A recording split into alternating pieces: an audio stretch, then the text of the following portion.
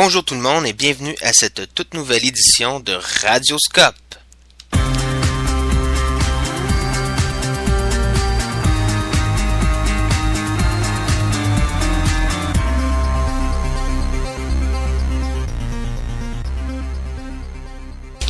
Et oui, un radioscope qui, normalement cette semaine, doit porter sur l'émergence des politiques publiques. Mais bon, je sais pas ce qui se passe dernièrement. Est-ce que mes explications dans les capsules sont trop claires? Est-ce que c'est la fin de session qui approche et on trouve difficile de retrouver l'énergie qu'on avait en début de session? Mais j'ai pas de questions. Et non, personne m'écrit. En fait, les seules petites questions que j'ai, j'y reviendrai. J'en ai une pour la semaine prochaine sur la formulation, parce que la semaine prochaine, on revient sur le thème de la formulation, mais cette semaine, 0 question sur l'émergence. Alors, je vais me permettre de faire deux choses, répondre rapidement une petite question sur les coalitions plaidantes, mais très rapidement, puisque j'en ai déjà parlé à 2 ou 3 reprises dans d'autres capsules précédentes. Donc, je reviens rapidement. Je vais aborder un élément qui me semble essentiel dans l'émergence des politiques publiques. Et je vais parler du travail final, qui somme toute est assez facile, mais bon, je vais quand même revenir là-dessus. Donc, rapidement, je passe à la question. Là, on me demande ici, quelle différence existe-t-il entre acteurs et coalition plaidante, puisque dans le cours, vous les avez vus à part. Quelles sont les similitudes et les nuances, s'il y en a, bien sûr. Alors, pour revenir un peu à ce que je disais dans d'autres capsules, et je le dis très rapidement parce que je vous invite, ceux qui ont des questions encore là-dessus, je vous invite à consulter les capsules précédentes où j'ai abordé cette différence-là.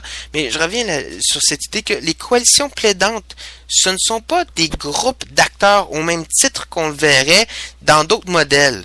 Par exemple, dans celui de d'Arlette Ramesh avec les cycles politiques, ou dans celui de Lindblom, ou chez d'autres auteurs comme Vincent Lemieux, tout ça.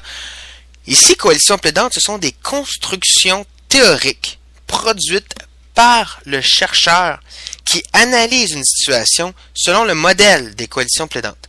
Donc ici, l'idée, c'est que on va regarder quels sont les groupes, qu'ils se connaissent, qu'ils ne se connaissent pas, qui travaillent ensemble, qui ne travaillent pas ensemble. Ce n'est pas important. Ce qu'on cherche, c'est vis-à-vis un enjeu, face à un enjeu. Comment les groupes se polarisent? Quelles sont les valeurs dominantes? Et quels sont les groupes qui s'associent à ces valeurs dominantes-là? Et ce sont ces groupes-là, ces acteurs-là, groupes d'acteurs, qui vont former les coalitions plaidantes. Mais encore une fois, je vous le dis, il s'agit ici d'une construction théorique de la part du chercheur. Ces groupes-là n'ont pas nécessairement conscience de partager des valeurs similaires. C'est vous, en tant que chercheur, qui, lorsqu'il regardez ça, lorsque vous analysez ça, vous allez voir quels sont les groupes qui partagent ou non les mêmes valeurs, quels sont les groupes qui s'opposent en termes de valeurs ou non face à un enjeu. Donc, pour plus de détails, je vous invite soit à retourner aux capsules, mais aussi à réécouter d'autres radioscopes là, qui ont été produits au cours des dernières semaines. Maintenant, passons au thème de l'émergence.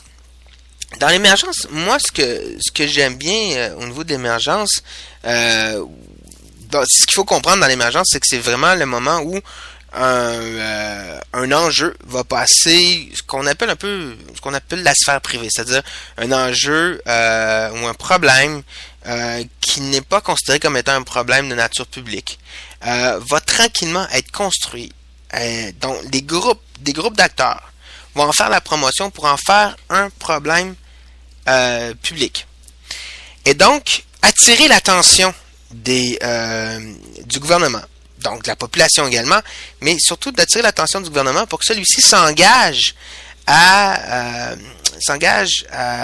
intervenir pour modifier les conditions qui créent ce problème-là, donc pour modifier les conditions de façon à régler le problème.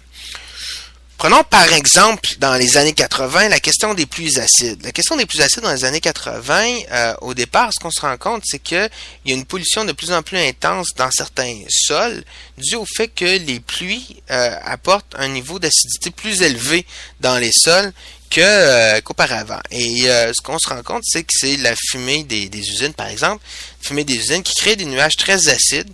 Et donc, cet acide-là, lorsque la pluie tombe, cet acide-là vient polluer les sols. Et donc, au départ, le gouvernement n'a absolument aucun intérêt là-dessus. Il n'y a pas grand monde, en fait, qui réalise ça. Et donc, ça va prendre des groupes entre autres comme Greenpeace et d'autres groupes environnementalistes, d'autres groupes écologistes, qui vont un peu sonner l'alarme, d'abord à travers des campagnes de promotion à travers le Canada auprès de la population et des campagnes de pression sur le gouvernement pour que celui-ci attire son attention ou celui-ci porte son attention sur le problème. Et donc là, cette phase-là, c'est la phase qu'on appelle prendre un problème de nature privée ou de nature non publique pour l'amener à un problème public, c'est-à-dire un problème auquel le public s'intéresse. Et là, pour que ça devienne un problème politique, il faut que le gouvernement s'engage, c'est-à-dire que le gouvernement s'intéresse et s'engage à intervenir face à cet enjeu-là. Et donc, c'est ce qui va arriver dans un des plans verts du gouvernement fédéral dans les années 90, où celui-ci va s'engager à lutter contre les plus acides. Et donc, ça, c'est une manière, donc ça, on va se dire qu'à ce moment-là, l'enjeu a été mis à l'agenda du gouvernement. Donc, ça, c'est un peu cette idée-là d'émergence d'un problème. Alors, comment les problèmes vont émerger? Ben, il y a plusieurs façons dont les problèmes peuvent émerger. Deux grandes théories qui s'affrontent généralement, et ça, j'en avais déjà parlé, je crois, dans une autre capsule, mais je reviens là-dessus parce que c'est un élément que moi, j'aime bien. Alors, deux grands éléments. Le premier, c'est cette idée de la théorie qu'on appelle de l'événement soudain. C'est-à-dire que les médias vont s'emparer, pas les médias, pardon, les groupes d'intérêt qui veulent faire la promotion de l'intérêt vont s'emparer d'un événement marquant, d'événement qui soudain vient monopoliser l'attention de par sa grandeur, de par son urgence, de par, enfin, donc, un événement qui frappe une population. Et donc, là, va permettre à des groupes d'utiliser cet événement-là pour faire la promotion rapidement de leur enjeu pour que celui-ci s'inscrive à l'agenda du gouvernement.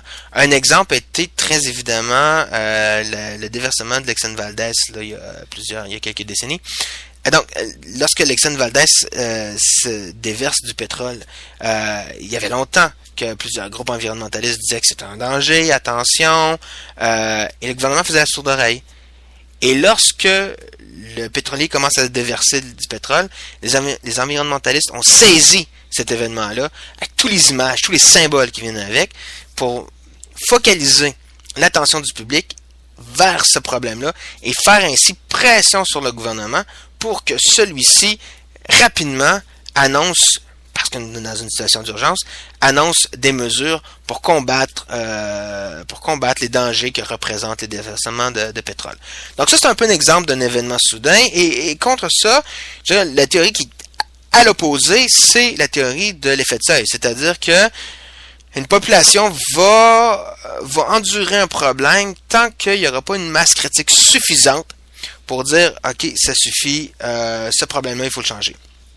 On peut penser à plein de problèmes de nature sociale. Par exemple, dans la capsule, je donne le problème de la violence conjugale, qui est un problème qui, pendant des années, était considéré comme un tabou, mais à force de promotion, on a atteint, de part essentiellement des groupes féministes au départ, on va avoir atteint un certain niveau, un seuil critique de gens qui exigent de la part d'un gouvernement une intervention pour combattre ce genre de violence. Et le gouvernement, tranquillement, à partir de la fin des années 80, même à partir du début des années 80, et par la suite, tout au long des années 90 et 2000, va entamer des changements dans la réglementation législative, va proposer des campagnes d'éducation, de promotion pour contrer la violence conjugale et qui deviendra d'ailleurs aussi des campagnes contre la violence familiale. Donc autant entre conjoints que auprès des enfants. Donc voilà, c'est vraiment ici on a deux théories qui s'opposent l'une par rapport à l'autre.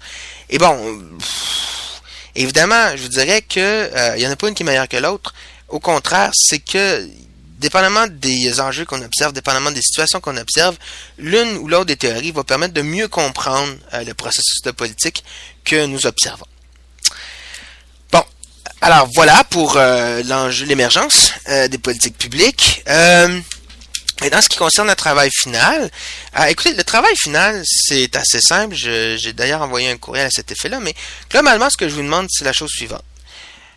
choisissez-vous un enjeu qui vous intéresse. Alors, je parlais de déversement pétrolier tantôt, violence conjugale, violence familiale, ça peut être les services de garde, ça peut être politique économique, ça peut être ce que vous voulez. Un enjeu qui vous intéresse. D'ailleurs, si vous n'êtes pas très sûr, vous avez une idée, mais vous n'êtes pas certain, envoyez-moi un courriel et je pourrai valider votre choix d'enjeu. À partir de ce moment-là, je vous demande d'analyser cet enjeu-là selon une des activités du processus de politique publique. Donc, ça peut être l'analyser sous l'angle de l'émergence, sous l'angle de la formulation ou sous l'angle de la mise en œuvre, selon ce qui vous intéresse. Et donc, par exemple, vous pourriez dire, moi, je veux comprendre comment l'émergence du problème des pluies acides, par exemple, s'est fait. Ou encore, qu'est-ce qui s'est passé pendant la formulation du plan vert ou du plan pour contrer les pluies acides ou les algues bleues, etc. Transport collectif, etc. Alors, une fois que vous avez choisi donc cet angle-là, là, je vous demande d'utiliser un des modèles théoriques qui a été vu dans le module 3. Donc, soit le modèle de Kingdon, la mise à l'agenda, le modèle de Sabatier-Jenkins ou encore le modèle des cycles politiques. Et dans le modèle des cycles politiques, entendons-nous, je ne vous demande pas d'utiliser le modèle au complet, bien au contraire. Le modèle, lui, justement, discute des changements, discute ou présente chaque étape d'un cycle politique. Émergence, formulation, mise en œuvre, évaluation. Bon, évaluation, ça, dans le cours, on laisse tomber parce qu'il y a d'autres cours à l'ENAP au sujet de l'évaluation. Donc, vous utilisez un de ces modèles-là pour analyser votre sujet en fonction de l'angle qui vous intéresse, c'est-à-dire formulation, émergence, mise en œuvre. Donc, par exemple, si vous êtes intéressé à comprendre l'émergence de l'enjeu des pluies acides, je pense qu'un des modèles les plus pertinents serait probablement celui de la mise à l'agenda de Kingdon. Donc, vous utilisez ce modèle-là et vous produisez votre analyse en vous fondant sur ce modèle-là tel que présenté dans le cours. Donc, c'est pas très sorcier. Et là, donc, je disais que le travail doit faire 3000 mots, mais 3000 mots, c'est vraiment le maximum. Donc, on va dire quelque part entre 2000 quelque chose et 3000 mots, là. Le temps de dire quelque chose d'intéressant, mais pas le maximum, c'est 3000 mots. Alors voilà, donc s'il y a d'autres questions, vous savez me joindre, hein, vous m'écrivez à mon adresse jean-françois sans savard@enap.ca. Alors sur ce, je vous souhaite une bonne semaine. J'ai déjà une question pour la semaine prochaine, pour la formulation, mais si vous en avez vous-même d'autres questions à me proposer, eh bien je serai très très très très heureux d'y répondre. Sur ce, bonne semaine et à la semaine prochaine.